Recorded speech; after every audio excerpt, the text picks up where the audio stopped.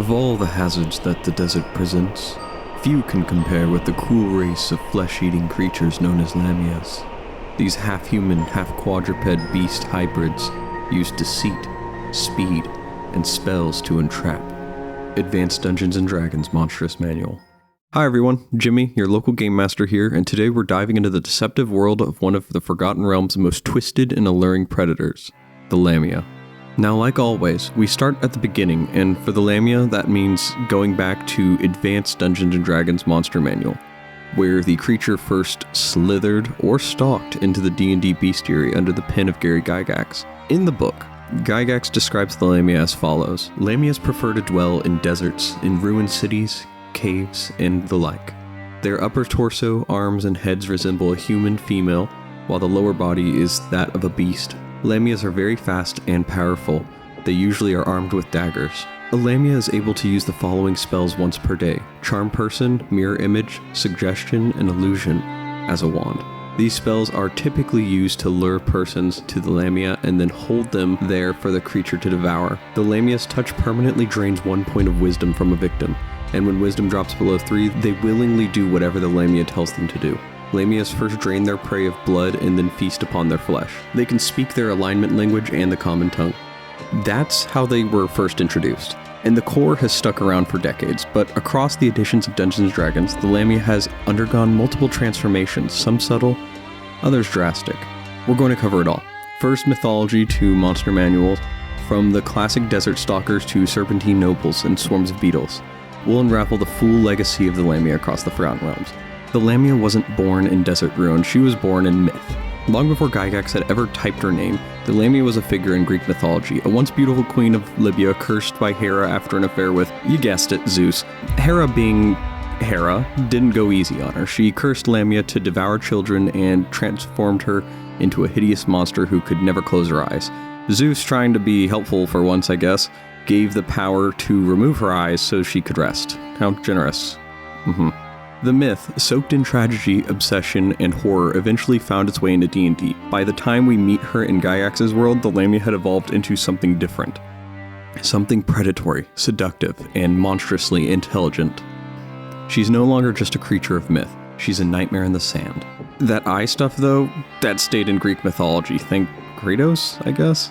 In nearly every D&D edition, the standard Lamia is described as having the upper torso, arms, and head of a beautiful human, almost always a woman in early editions, and the lower body of a large quadruped beast. Most often this is a lion, but in some sources it might be a deer, goat, or even a composite of several animals. They measure around 6 feet tall at the torso, but from nose to haunch they can stretch from 8 to 9 feet in length, weighing as much as 600 to 800 pounds. These are not small creatures by any means. They're towering, elegant, and terrifying. Their beauty is a trap, however. Their strength is lethal, and their intelligence is what makes them truly dangerous. Now, before we go any further, let's clear up a common point of confusion. A lot of players, and even some GMs, think Lamias are snake people. That's not quite right, or rather, it's only partially true. So let's break it down. The traditional Lamia, so our core Lamia, the one introduced in AD&D, is the lion-bodied predator we've talked about. Upper half human, lower half lion, magical, seductive, and obsessed with devouring humanoid flesh. They're often solitary hunters who haunt desert ruins and lost cities. In these desert ruins, where they would form their lairs, they would adorn with these treasures of deceased victims and illusory magic. It might be appropriate to mention a couple of the places you would expect to find the Lamia, and that is the Great Desert of Anarok around the western edges of the desert, as well as the Frozen Sea, the Lion's Eye Oasis east of the Hill's Edge, and Longadath, in which they would actually keep breeding colonies of humans. And individually, they would appear in a lot of different places. These are just some of the examples just for us reference. Now let's enter the Lamia Noble. First introduced in the Fiend Folio in 1994, this is where the snake imagery comes in. Lamia nobles have the upper torso of a humanoid, still typically a woman, but their lower body is that of a massive serpent. Think Naga, Yanti Abomination, or even Medusa. They're similar in abilities to the traditional Lamia, but are stronger, they have more spells, more charm, and most importantly, Lamia nobles are leaders. They are often manipulators behind the curtain. Where the traditional Lamia lures and devours, the Lamia noble infiltrates and controls. Our third type, which is kind of a weird, smaller type, and is far less known, is the Sai'r, a strange and brutal hybrid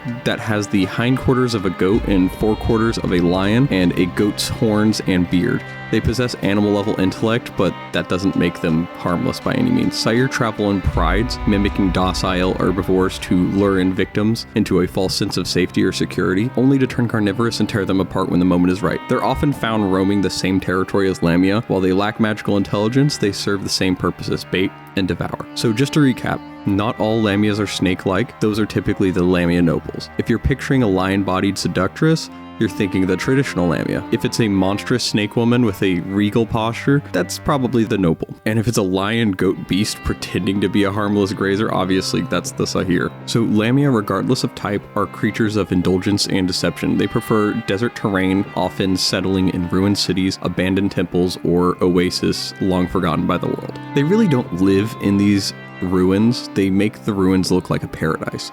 They use illusion magic to disguise shattered columns as golden halls. They'll fill dusty plazas with this phantom laughter music, anything to really deceive and allure others into it. It's all bait. Beneath the glamour lies just a den of death. Traditional Lamias often hunt alone, but when food is scarce or the prey is particularly vulnerable, they may unite under a Lamia noble, and these gatherings are rare and usually short-lived because Lamias don't play well with others, especially their own kind. And I say this with a little grain of salt because this lore does kind of change as the editions go on, so do kind of keep that in mind. If it sounds like my story is kind of evolving with what they are like, it's because that kind of evolves with the editions. They do despise weakness in others, they loathe competition, and they hate others. So there's only one really other big thing that might force Lamias into cooperation, and that is reproduction. So let's dive into the weirdest kind of obscure thing that I got a lot of documentation on for Lamia, and that is their reproduction. So if you're at all familiar with Dragon Magazine, and if you're not, it's okay, there is a April Fool's edition that comes out, which actually does have some lore, but one of the ones published, Dragon Magazine 192, actually had a comprehensive source for Lamia lore, which was kind of obscure, but it is kind of a part of its canon in history. It's kind of made its way into canon. So at the top, Lamia society are Lamia nobles. They're the ones at the top. They're regal, cunning, and capable of reproduction with any humanoid of the opposite sex.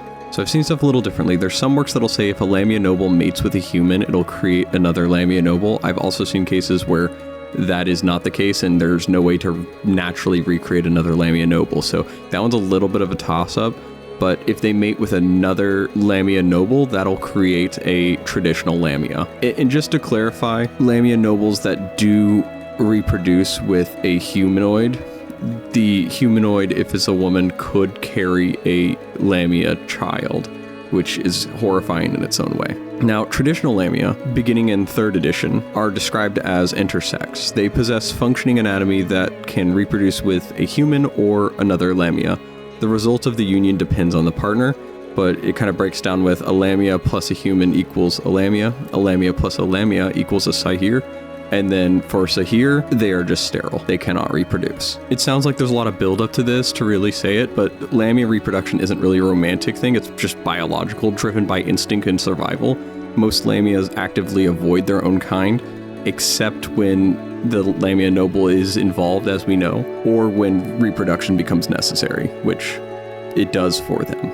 So when a Lamia does reproduce, the gestation period is about 8 months, resulting up to 4 young. But like many monstrous creatures, it's survival of the fittest, so only the strongest offspring truly will make it to maturity, which happens around age 4. It's not like they're looked after they're born. Now, you might assume, understandably, that Lamia prefer to hunt alone given the fact they do not like to work together, and most of the time you would be right. But that doesn't mean they're above forming alliances. Temporary ones at least, if it serves their interests. Because as we remember, Lamia aren't just monsters, they're manipulators, deceivers, planners, and when it helps them get more meat, more power, more influence, they'll work with just about anyone for a little while.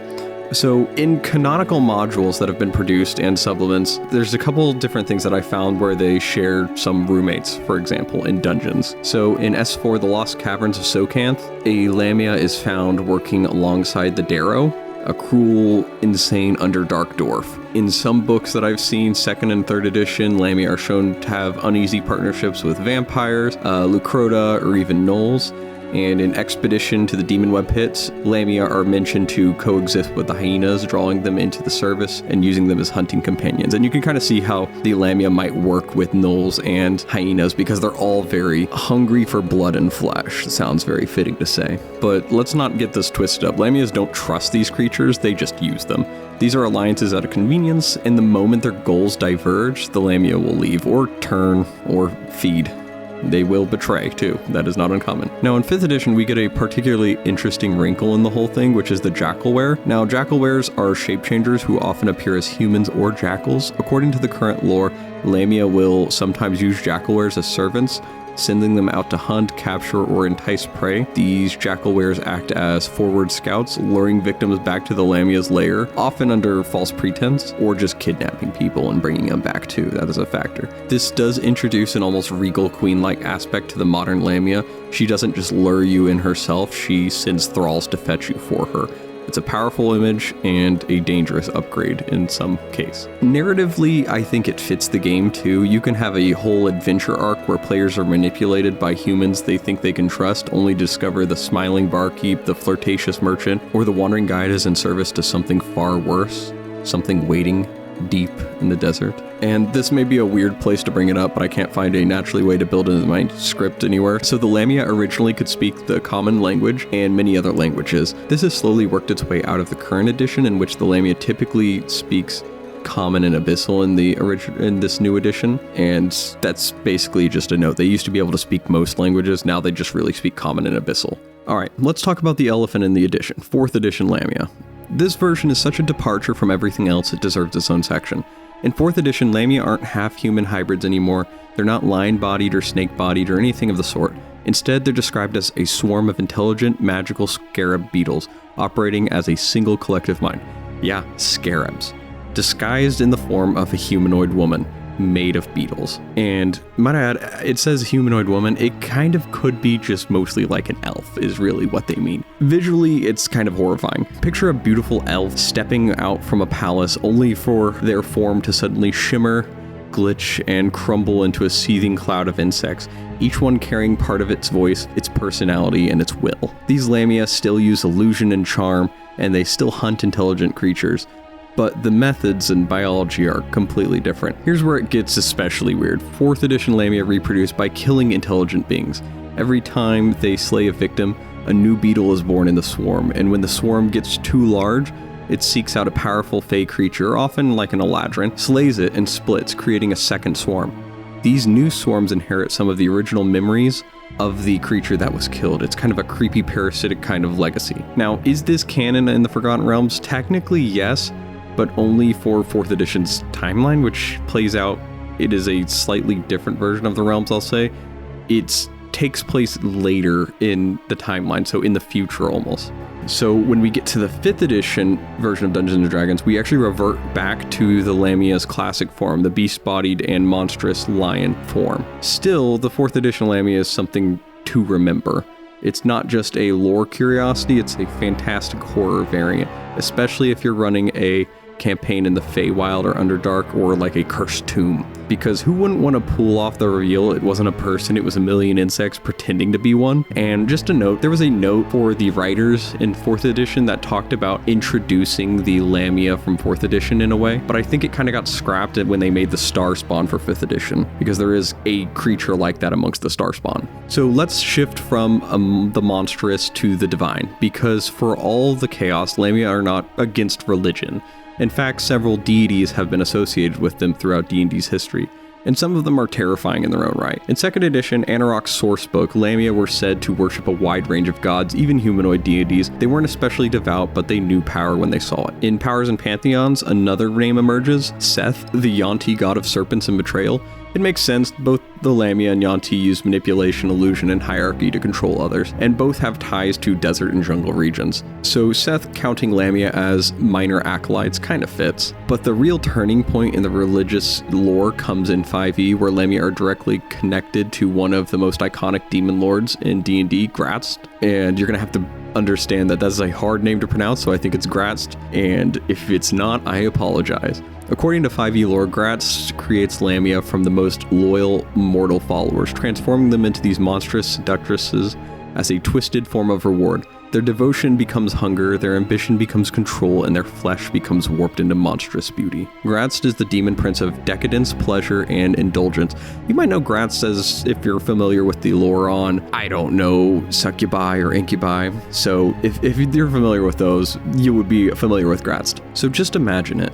A noble priestess whispering her devotion to Gratzt in secret, and one day she wakes to find her body transformed, lion limbs, golden skin, seductive magic, and an insatiable craving for the flesh of the devout.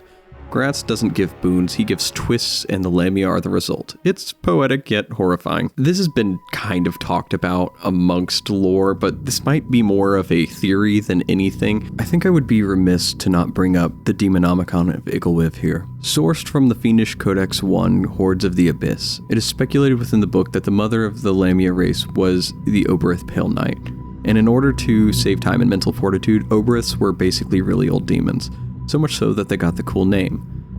It was believed they predated mortal existence, which could date them back to older than the creator races, which would put this older than the Days of Thunder. Because I don't want to lose you, I'll just quickly explain Pale Knight so we just understand their significance and how they might be considered the mother of Lamia. As I mentioned, Pale Knight being an Oberith and much older than most typical demon kind, we can refer to these younger demons as Tanari. Pale Knight appeared as a shimmer of light, a white sheet that billowed to no wind. Its form feminine, but none truly knew what lurked beneath. Pale Knight was no more evil than any other demon, but much more prone to rapid changes in behavior for the worse, similar to the Lamia noble's sudden outbursts of rage. Similarly, Pale Knight often opted to isolate from other demons. Those that tempted to try to see her tempted death. The demon shrouded itself in illusion because truly viewing it could lead to one's insanity. And if some of these don't sound like they have a connection to Lamia in some way, a nail in the coffin is Pale Knight's draining touch that didn't drain life, but drained understanding and personality, rejuvenating herself. Very much similar of the Lamia's wisdom draining touch. And to continue to the same pattern, this demon didn't have any standing relationship with any other demons in the realm, except for one, Gratzt, who was believed to be one of her offspring. So the idea of Lamia coming in some way from Pale Knight isn't a terrible assumption, but knowing what we know about these connections will help us tackle the next topic of the Lamia lore, and that is the other Lamia hybrid. So think about that the next time your players encounter a Lamia in the desert. What if she isn't just a monster? What if she's a shadow? Or something much older? Now, let's talk about the twisted lore one step further. What happens when you take a Lamia's bizarre reproductive logic, their ability to create offspring based on their mate, and change the formula? Not a human, not another Lamia, but a Tanari, which is a demon. The result is the Carnivus demon. Introduced in the Expedition to the Demon Web Pits for 3.5e, the Carnivus demon is believed to be a hybrid born when a Lamia noble reproduces with a demon. The outcome is a grotesque, manipulative monstrosity, a being with the illusion magic of the Lamia and the chaotic power of the Abyss. Carnivus demons wield invisibility and disguise magic. Gratzt believed the Carnivus demons to be useful in his inner court because of such gifts, although their impure bloodline often leads to remaining demons to look down upon them. Though these monsters aren't one to be overlooked, they do weirdly sport 2 mouths, 4 arms, and have grizzled hair all condensed into one hideous little frame. When the Carnivus demon is sent to you and you think you might have disposed of it, the dust settles and the spell ends and the illusion fades. And they're there, still hungry, as the invisibility fades. I want to take a moment now to go over the 2024 5th edition version of the Lamia and just take a look at its lore description and give some of my thoughts on it after going through all of this lore. So for starters, just looking at this art, the Lamia sticks more true to the latter edition depictions of the Lamia, showing them as working in groups more commonly. I think the glowing magical hands were a nice touch to emphasize their corrupting touch. Another thing I noted going over this was the direction to keep the Lamia as an intersex, which was noticeable by the variety of different Lamia in the picture. I think the art does depict the monsters as much more direct than they probably are based on their lore. That said, let's go over their description and then I'll give you my final thoughts on them for this 2024 edition. Legends say the first Lamia was an ambitious ruler who made a sinister bargain with the demon lord Gratzt for everlasting majesty. As a consequence, the ruler was transformed into a Lamia, a monster with the body of a lion and a cursed touch. Lamias either are descendants of the first Lamia or have made similar deals. They often dwell near ruins, seeking mysterious magic they can use to gain riches and influence. Lamias use magical illusions and enchantments to trick others into serving them. They sometimes work with bandits to abduct travelers, releasing captives only if they accept a dangerous bargain. For all the time I spent diving into the lore of Lamia, I will say the descriptions don't do it for me here. Let's talk positives before I give some of my not-so-glimmering thoughts. I think noting that only legends say of what is or isn't true of the Lamia's history is important. I think that kind of covers giving definitions, especially when they're about to follow up with what they say. So if we listen to the existing lore, we know that Lamia are tied to Graz'zt in some way. So this is an interesting connection to draw that Lamia came from Graz'zt, but it was never clarified that it was a bargain, so that is actually new info for us. Now, I was led to believe the transformation was a gift from the Demon Prince. Maybe this is just a matter of perspective. Okay, now is a moment for the unfiltered thoughts. I think it's a shame that the Lamia Noble wasn't included, seeing as they're actually one of the other ways you make Lamia. That said, I think as a whole, the writers really focused on making the Lamia about bargaining, and yeah, let me make a joke about something saying, let's go gambling. And I don't know why this is the choice direction used to describe the Lamia. The Lamia was never about giving other creatures choices. They wanted to subjugate others to their will. The paragraph further mentions that they trick people into serving them. This kind of touches on my next topic, which was the wisdom draining touch does not appear in the stat block and has instead been replaced with a corrupting touch, which gives them a charmed condition and poison condition, which, while nice, I think it is a little lackluster in comparison to the subtlety of slowly draining wisdom. But I can't hold too much of a torch to this because 5th edition doesn't really like messing with characters' ability scores if they can. And to my last point, I want to bring up Lamia's #1 goal was never to gain riches and influence. Their first goal was always to eat and consume. It seemed like the writing team wanted to lean into the connection of Graz'zt for the Lamia, going as far as to classify it as a fiend now. Previously, it has been considered a monstrosity, but I think it would have been important to consider Graz'tz's big staple are pleasure, decadence, and unlimited self-indulgence. And I think most of the logic for all of the creature was into feeding the decadent lifestyle it desires. And I could go on this rant for probably a lot longer for sure, but I can also look as the positive side, and that's that the Lamia is not a swarm of bugs. So that's good. So what is a Lamia really? She's not a monster with claws and charm spells. She's not just a mythological footnote on a stat block in a desert ruin. She is temptation made flesh. She's the smile you trust right before the claw. She's the oasis that vanishes as soon as you drink. She's the wisdom undone, personality erased, identity hollowed. Across editions, the Lamia shifted shape, lion, serpent, swarm, sometimes just a whisper in a ruin. But through it all, one thing had remained absolutely constant. She doesn't kill for sport. She kills to feed. On your body, yes, but also your will, your judgment, your clarity. She is the beast behind the veil, the queen of illusions, the true mistress of hunger.